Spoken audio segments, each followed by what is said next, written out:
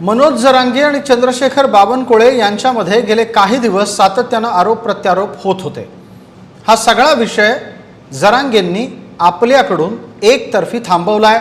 मात्र जाता जाता बावनकुळेंवर झालेली टीका ही परळीकरांच्या नादी लागल्याने झाली असं सांगायला जरांगे विसरलेले नाहीत। तुम्ही बाहुबली पिक्चर बघितला? त्याच्यात एक कलकी आहे बघा, कलकी डिंबा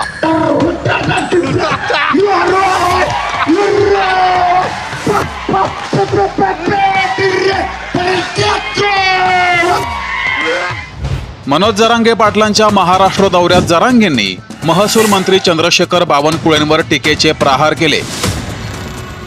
बावनकुळेंवर जरांगेंनी वैयक्तिक पातळीवर टीका केली, त्यांना वेगवेगळ्या उपमाही दिल्या। बावनकुळे ही सततच्या टीकेने घायाळ झाल्याचं बघायला मिळालं।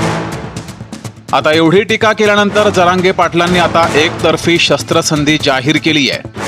परळीवाल्यांच्या नादाला लागल्यानं बावनकुळेंवर ही वेळ आल्याचं जरांगे म्हणाले। तुम्ही इतकं रडकुंडीला आलात, मी काय असतं मी गुडघे टेकायला लावतो। तुम्ही जे रडकुंडीला आलात ना, इतके तर मराठ्यांच्या नादी लागल्यामुळे आला। मला इतकं बोलायची तुम्हाला गरज पण नव्हती, कारण तुम्ही चूक केली। हे बघा, तुम्हाला एवढं रडकुंडीची यायची वेळ याच्यामुळे आली की तुम्ही परळीच्या टोळीच्या नादी लागलात।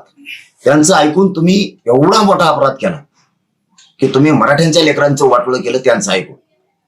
तुम्ही हे त्यांचं ऐकायला नको होतं। तुम्हाला आणखी नाही जाहीरपणे सांगतो, इथून पुढं तुम्ही त्या टोळीच्या नादी लागून त्यांचं ऐकायचं नाही। ते तुमच्यापाशी दिसले सुद्धा नाही पाहिजे। तुम्हाला पहिल्या वेळेस आम्ही माफ करतो, तुम्हाला सोडून देतो। तुमच्यावरती व्यंग मी करणार नाही इथून पुढं, कारण मराठी आम्ही एकदा दोनदा माफ करतो, सोडून देतो, पण याच्यानंतर जर चूक झाली तर सोडणार नाही। मनोज जरांगेंनी बावनकुळेंवर सातत्याने टीका करून त्यांना जेरीस आणलं होतं।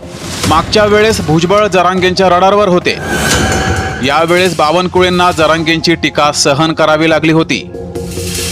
आता जरांगेंची ही शस्त्रसंधी किती दिवस चालते हे पाहावं लागेल। गणेश जाधवसह ब्युरो रिपोर्ट, जय महाराष्ट्र, जालना।